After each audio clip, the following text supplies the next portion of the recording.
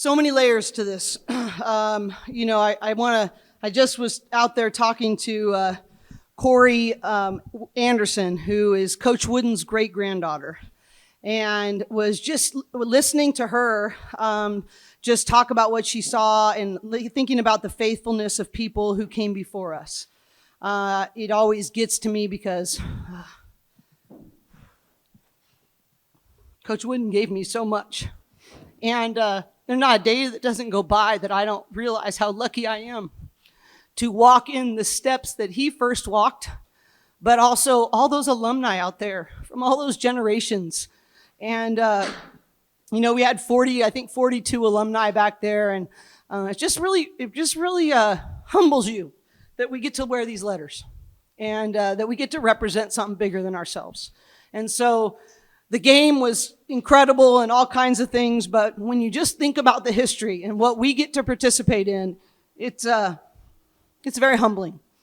Really, really proud of the toughness of our team. Obviously, a lot of really difficult moments. We have to grow. We have to get better.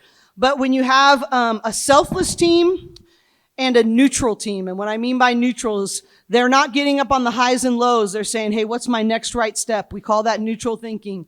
Then we get ready for big moments when we need it. And Londynn Jones was ready for that big moment. Emily Bessoir, that poise that she showed to step back behind the line as the shot clock was running down and nail that shot. You must have mental focus and you must have complete selflessness, that it always is about the team, not about ourselves. And I thought these two young ladies led the way in that. This question is for both of you guys. And what I want you to do is tell the coach this, okay? How do you tell your coach when you have the will to win? How do you express that to your coach? Because what we saw tonight was simply some amazing basketball, for college basketball as well. Not just UCLA, USC, right, but for college women's basketball. So what do you tell your coach? Put me in sooner. That's a great question. Thank you, first of all. I think what tells that to the coach without words is just being together. It's after every foul call or dead ball that we have, huddling as soon as we can, having the touches, staying connected, knowing what we're looking for and having that intention when we run the plays, and just locking into the scout and what's happening. So if we know that a lot of, for example, offensive fouls have been called on screens, be focused on our screens. That, I think, tells coach that we want to win, that we're locked in. It's a lot about the mental work. She kind of said everything right there, but being together, I feel like, is the biggest thing. Knowing that we all have each other's back through the highs and through the lows, and like Coach Cori said, staying neutral. I think that's the biggest thing, and that's what set us apart. But this is something that we do. We practice together. We work on this together. So just implementing it into the game makes a big impact. For Coach, turnovers has been a big topic all season. Going into the fourth quarter, you had more turnovers than made shots, but then no turnovers in the fourth quarter and behind a freshman guard in Londynn Jones.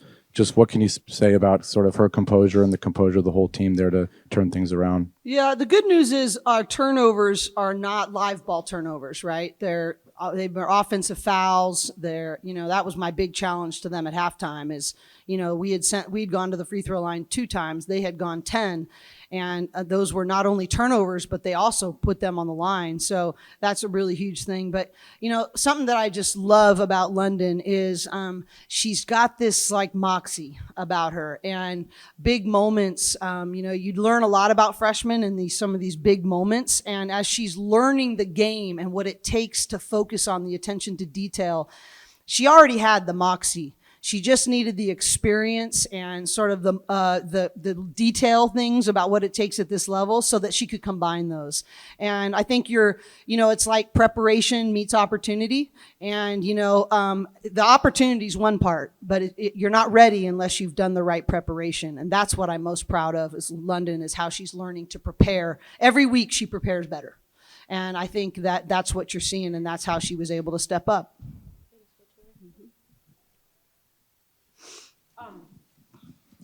Congratulations on the win. This seemed to be a game of nerves in my view. Can you ladies take us through what when you guys fell behind, what happened there, and then how you were able to claw yourself back, and then you basically won the staring contest at the end. Maybe how that happened as well at the end. I think going into halftime, we made it a really big thing to get stops, and that stops will continue to bring offense for us. So we didn't really worry about the offensive end, but we knew that if we stopped on defense, that was going to bring everything for us. So just, I think, staying locked into that, staying focused in that, and all of us staying focused into that, you could tell that we really wanted it. Yeah, also, I just think there's one moment I remember when USC had their run in the third quarter. We had a timeout, and then Gina was in at a point guard at that moment, and she said, guys, we just stopped their run right now, focus on stop per stop. And then I think just focusing on our defense, getting stops and scores, what we train, what we know how to do, that was key. Exactly. Yeah. Mm-hmm. Okay, so we have one question in the back, then we'll take it up to the front. Okay, no problem. Hi, congratulations on the win, Coach. Thanks. My question is about rebounding. They said it could win games. I think that was probably how you guys won the game today. Can you talk a little bit more about that? What's the effort, especially in fourth quarter, how you started? I think rebounding was the key. Yeah, I think rebounding was really important the entire game, but we just didn't take advantage of it. We got a lot of stops. We need to transition better with more efficiency. But I'm not sure if we didn't get more shots on the goal, we would have been in big trouble because they were really much more efficient than we were. So we needed more possessions. And a couple of those offensive rebounds or 50-50s, it distorted their defense, and we were able to get inside-out threes and at really critical moments. And so I completely agree with you that the opportunity to get an extra possession, especially with our poor execution, that was the best way to distort their defense, was to get an offensive board. Okay, we have 3 questions up front, and we'll wrap up with technical. Sure, whatever they need. Coach, so you've obviously been tested already so far in this season. And I talked to you preseason, and we talked about more or less what you were expecting. So at this point right now, how would you describe the identity of your team? What have you learned about your players so far? Well, that we're still a work in progress.